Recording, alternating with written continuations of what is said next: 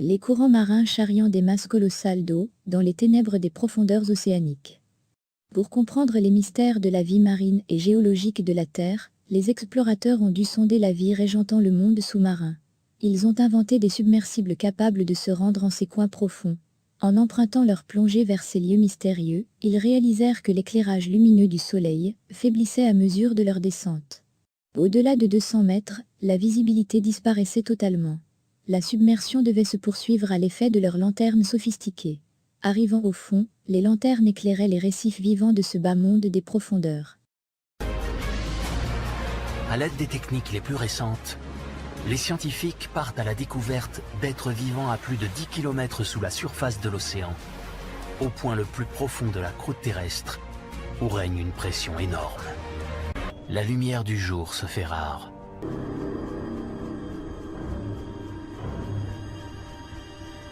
Une vision des plus étranges. Mais jusque-là, aucune trace de vie.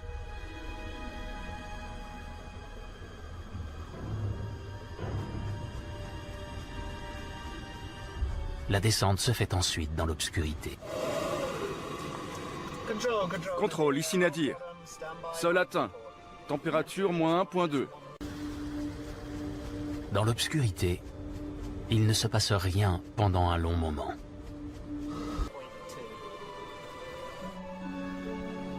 À 500 mètres de profondeur, apparaissent des jardins multicolores, peuplés non pas de plantes, mais d'animaux.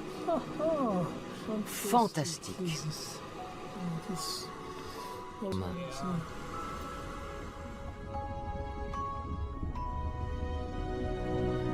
Cette prouesse est due également à la réalisation du bathyscaphe qui sut franchir les pressions nocturnes et résister au froid glacial avec son silence de mort. La pression de l'eau des océans, une arme fatale, invisible. La pression est une force phénoménale de la nature. Elle peut paralyser, Douleur, engourdissement, perte de fonction. écraser Les signaux se sont éteints. Silence de mort. ou imploser en une fraction de seconde. Vous ne verrez pas la mort venir. Nous allons descendre les 5 zones de pression de l'océan, chacune plus écrasante que la précédente, jusqu'au point le plus mortel de la planète. À 11 000 mètres de fond, c'est très violent. Le poids d'un gros 4x4 sur une pièce de monnaie. Rien ne peut échapper à la pression mortelle de l'univers sous-marin.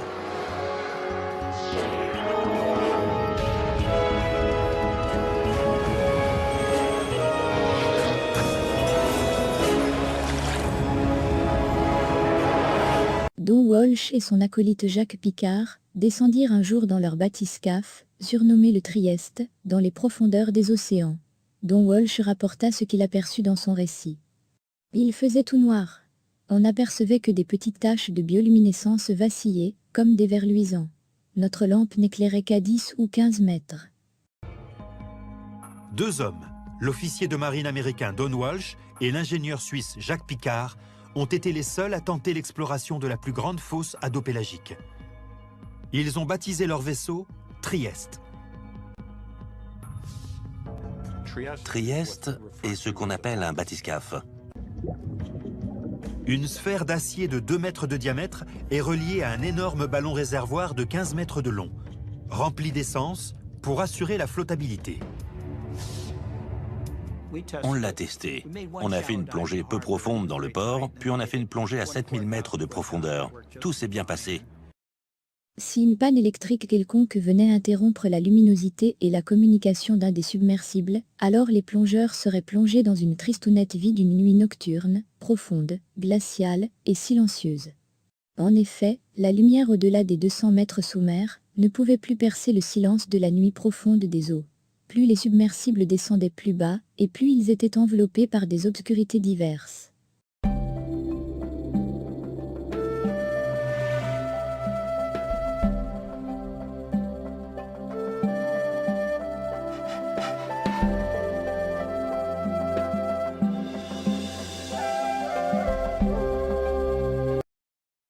Des cas de panne de transmissions électriques dues à des ruptures de câbles électriques ou à des instruments défectueux survenus à bord sont arrivés dans des cas de pression nocturne des profondeurs et heureusement, elles étaient sans danger pour l'homme. Un naufragé des eaux profondes s'était laissé dire un jour. C'est très angoissant de se retrouver dans cette obscurité et se sentir découpé du monde. L'on se sent vraiment seul et déboussolé. On se sent abandonné et totalement à la merci des secours extérieurs.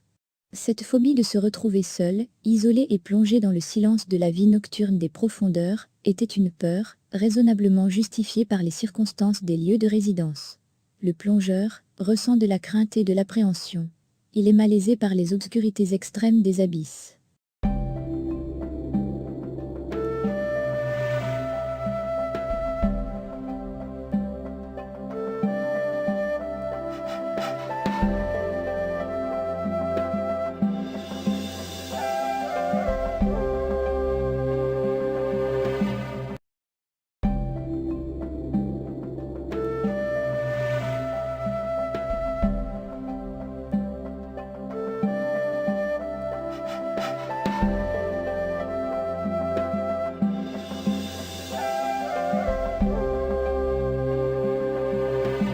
Un courant marin est un mouvement d'eau de mer régulier, continu et cyclique. Il est caractérisé par le rayonnement solaire, la vitesse et le débit, mais également par les effets combinés du vent, de la force de Coriolis, de densité, de salinité et de différence de température. L'ensemble des courants marins à l'échelle de la planète forme un grand cycle de circulation thermohaline. Dès le Xe siècle, un auteur indien d'une encyclopédie mentionne la présence d'un courant dont il connaît l'existence par les navigateurs arabes.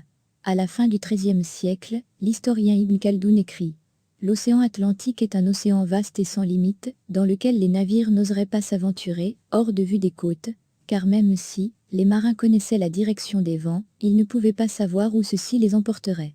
Il n'y avait pas de territoire habité de au-delà des horizons.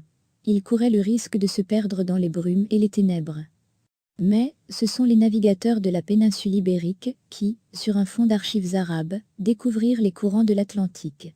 En 1513, Juan Ponce de León rencontra le Gulf Stream au large de la Floride.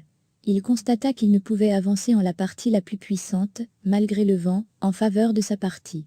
Les Espagnols profitèrent de la découverte pour accélérer le voyage vers le Nouveau Monde. En 1664, Isaac Vossius compila les observations des marins, contenues dans les journaux de bord. Il put décrire avec une assez grande précision les trajectoires des courants de l'Atlantique Nord. Coïncidence, à la même époque apparaît la première carte du monde montrant les courants. En 1679, Luigi Ferdinando Marsigli, à la fois homme de guerre et homme de science, estima que le phénomène de surface dérivait vers la mer Méditerranée. Celui des profondeurs dérivait vers la mer Noire. Cela était dû à la différence de salinité des eaux. Il vérifia son hypothèse sur une maquette, avec de l'eau colorée, et démontra que les différences de densité engendraient des courants. En 1769, Benjamin Franklin publia la première carte du Gulf Stream, y indiquant les vitesses.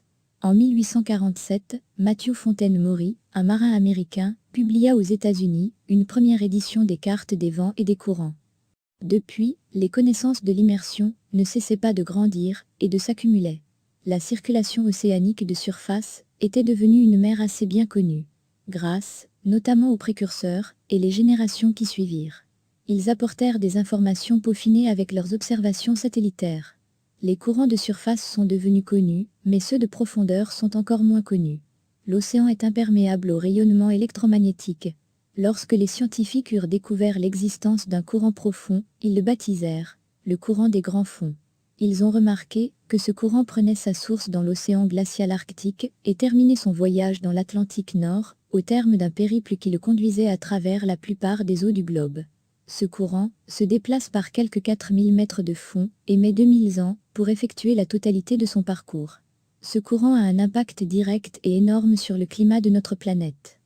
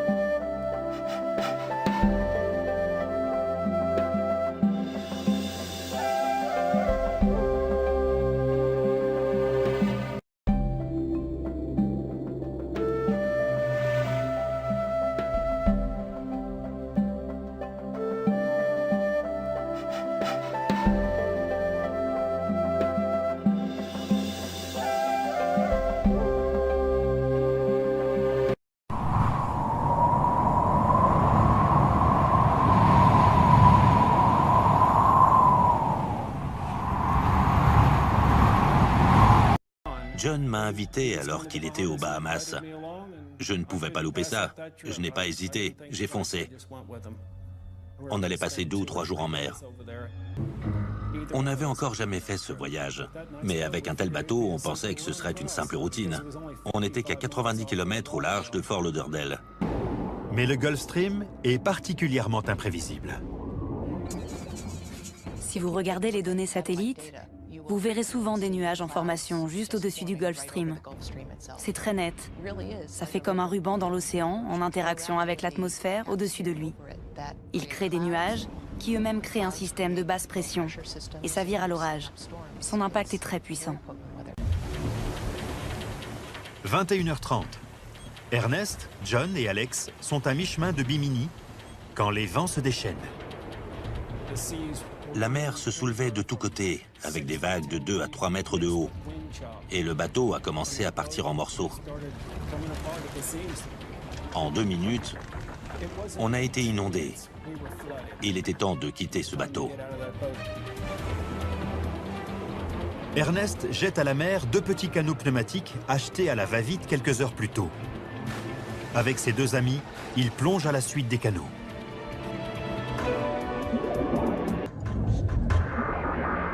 Les 3 hommes sont désormais à la merci de l'un des courants les plus rapides de la planète. Le Gulf Stream, plus grand que tous les fleuves de la Terre réunis, est propulsé par les vents soufflant sur l'Atlantique. Toute la violence de ce courant s'oppose à la progression d'Ernest et de ses amis.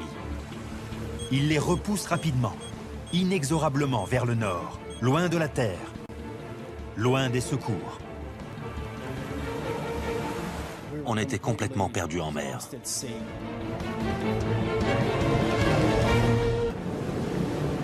Les 3 hommes dérivent au large des côtes de Floride dans des canots pneumatiques de bazar. Ernest et John sont entassés dans l'un, Alex est seul dans l'autre. On dérivait avec le Gulf Stream. Il nous entraînait loin des côtes. On devait être au large de Hope Sound. Il n'y avait plus de lumière. On ne pouvait que continuer à pagayer, pagayer. Le lendemain, le soleil s'est levé. On devait être en piteux état. 24 heures après que leur bateau est coulé, les 3 hommes n'ont toujours pas été secourus. Épuisés, désorientés, ils se querellent sur la marche à suivre. Alex a dit « Vous allez dans la mauvaise direction ». Et j'ai dit « Alex, on a un vent de nord-est. Suis le vent, il va t'amener sur la plage ». Mais suivre le vent signifie aussi traverser un courant très puissant. La seule autre option est de laisser le Gulf Stream les porter vers le nord. Mais la question est, jusqu'où? Les petits canots pneumatiques n'ont aucune chance de tenir dans des eaux pareilles. Alex Thames finit par prendre une décision. Il était seul à bord de son canot et il s'est mis à pagayer vers le nord. J'ai dit à John, c'est son problème, on ne peut rien y faire. Et avec John, on a continué de pagayer. On a pagayé toute la journée.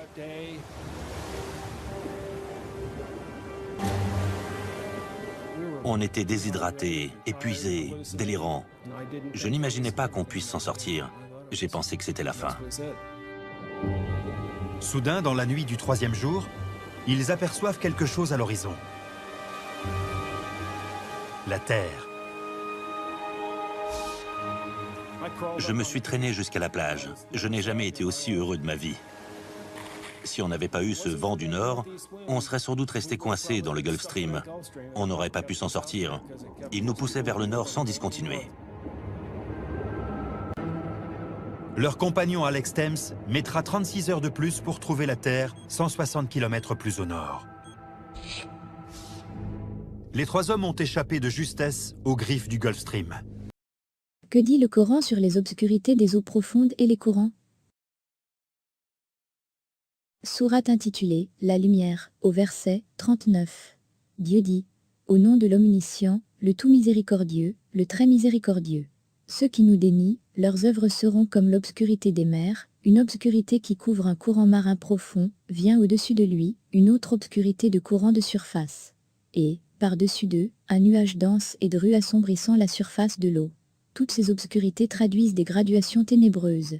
Si un quelconque plongeur venait à étendre sa main, elle ne serait plus visible. Celui que Dieu le priva de lumière, il en sera à jamais privé de lumière. Bathypélagique. Là où toute lumière a disparu. La pression de ces fonds plongés dans l'obscurité permanente avoisine les 400 bars, l'équivalent d'un très gros SUV comprimant chaque centimètre carré de peau sur votre corps. Pour aller dans les zones où le corps humain ne peut survivre, il vous faut un véhicule non habité ou un submersible. Pendant des siècles, les hommes ont tenté de fabriquer des vaisseaux sous-marins. Mais jusque dans les années 20, personne n'avait encore réussi à aller en dessous de 120 mètres. La connaissance des fonds sous-marins dans les années 20 était réduite à son minimum. Mésopélagique. Mais ça n'est plus vraiment une bonne nouvelle, puisque seulement 1% de la lumière du soleil nous parvient encore. Donc c'est à peine si vous distinguez vos mains devant vous. Et au-dessus, la surface de l'eau n'est plus visible. Mais Regardez les données satellites, vous verrez souvent des nuages en formation juste au-dessus du Gulf Stream. C'est très net. Ça fait comme un ruban dans l'océan en interaction avec l'atmosphère au-dessus de lui. Il crée des nuages qui eux-mêmes créent un système de basse pression et ça vire à l'orage. Son impact est très puissant. Le porte-parole de Dieu dit « Les actes obscurs et vils, accomplis par l'homme, seront, au jour de la résurrection, évalués en normes d'obscurité. » Étonnant de voir un verset coranique, datant de 611 à 632, puisse révéler et avérer des actions marines, comme les courants marins de profondeur et de surface, qui demeurent coiffés par des nuages s'élevant au-dessus de leur parcours. Toutes ces atmosphères océaniques plongent les courants marins dans des pressions et les obscurités diverses. En quoi, la question religieuse porte-t-elle un éclairage sur les résultats escomptés de la science marine, et en quoi la science marine avérait-elle et certifie-t-elle les textes sacrés? Le Coran révèle des vérités de notre Dame Nature, que seuls parfois, les scientifiques sauraient prétendre, comprendre et expliquer. Combien cette allusion de ce hadith du prophète dit vrai? Les savants sont les héritiers des prophètes, dont le seul patrimoine légué au monde serait précisément la science. Il a fallu au travers des générations se succédant, attendre plus d'un prophète et espérer plus d'un homme de science pour voir le monde sortir de sa léthargie, de son immobilisme intellectuel. Il est vrai que les hommes de science héritent du savoir des prophètes. Cela va sans dire. Une phylogénèse du savoir tend à réunir ces hommes d'exception.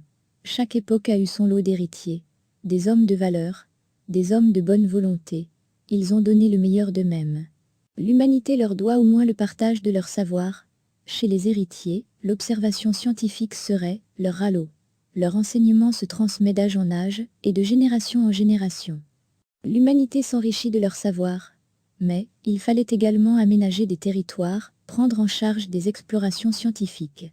Il fallait des explorateurs assez audacieux, des hommes de science capables de satisfaire leur curiosité et du même apporter pour l'humanité des éléments de réponse. Ces hommes ne se doutaient pas qu'ils étaient les élus pour faire progresser la science et ne savaient pas qu'ils allaient à leur insu apporter des réponses scientifiques à la grande véracité du Coran. La science retrouve précisément dans les manifestations de la matérialité des certificats d'authenticité qui font des récits, des présciences du Coran et des éclaircissements de la science, une histoire narrative complémentaire. La révélation coranique et les sciences en général deviennent, dès lors, le vocabulaire retrouvé de la filiation, une offre ombilicale d'un même legs. Le recoupement soigneux des récits fait de la concordance du savoir, une alternance des dires concertés, une épopée culturelle et une assurance compatible avec la foi. Le Coran encourage la recherche scientifique parce qu'elle permet aux chercheurs de découvrir des vérités et pour que les chercheurs se rendent compte combien le livre divin dit vrai. L'encouragement divin va jusqu'à gratifier les chercheurs pour leurs efforts déployés. L'Omniscient a établi à leur intention un modèle de sanction pédagogique qui encouragera l'entreprise du chercheur. Le porte-parole de Dieu dit « Celui qui entreprendra une recherche et dont sa prospection aboutit, la récompense chez moi sera double et un coefficient de 2 lui sera attribué. Celui qui quêtera, mais ses poursuites n'aboutiront pas, son travail sera toujours bénéfique et en plus récompensé, un coefficient de 1 lui sera accordé. » Le degré du savoir océanique devrait en principe engendrer une conscience réflexive, d'autant que ce savoir a été acquis au nombre de tant d'années de quête et d'aventure. Le voilà, en fin de parcours, et à l'insu des océanographes conforter le récit coranique. Le verset correspondant se rapporte paradoxalement à tout un labeur de travail scientifique. Une étude comparée entre les sciences marines et les textes de la Révélation serait encore plus intéressante pour évaluer et déterminer les apports interactifs existants entre le savoir divin qui révèle et la science de l'autre qui commente. Mais, encore faut-il que les chercheurs consentent à y trouver en cette démarche une voie disciplinaire qui accorde au Coran le droit de manuel scolaire. Une discipline qui aura pour vocation d'évaluer les résultats escomptés de la recherche marine et les comparer pour ne pas dire les confondre, avec attention au texte coranique. Cette évaluation projettera la connaissance acquise dans un reflet de miroir de l'écrit sacré. Qu'est-ce que cela peut permettre de comprendre ? Ce verset coranique se comprenait auparavant, avant que le monde ait découvert le monde mystérieux des fonds marins, comme une énigme, une allusion qui fait suite à une équation inconnue. Difficile aurait été pour l'exégèse d'antan d'interpréter convenablement ce passage coranique. Les études d'océanographie et de géologie marine viennent en ce début du XXe siècle illustrer avec satisfaction les forces physiques et hydrauliques des grands fonds. Hormis que la science venait d'élucider et avérer le verset du Coran, le texte sacré cherche à mettre en valeur cette question qui voudrait en premier temps faire interroger les scientifiques sur leurs découvertes et établir des voies de compréhension. Il n'est pas permis à un homme de science faire parade d'incrédulité, alors que ses travaux l'ont mené droit vers des résultats qui concordent les écrits du transcendant. C'est illégitime de laisser des paroles pourtant pleines de culture scientifique recourir à des arguments polémiques, semant le doute sur l'exploitable des faits véridiques et rendre le silence sur le possible, qui pourrait ouvrir la voie sur des lectures toutes neuves, sachant articuler, à la fois, le sens du vrai, le réel et la parole divine.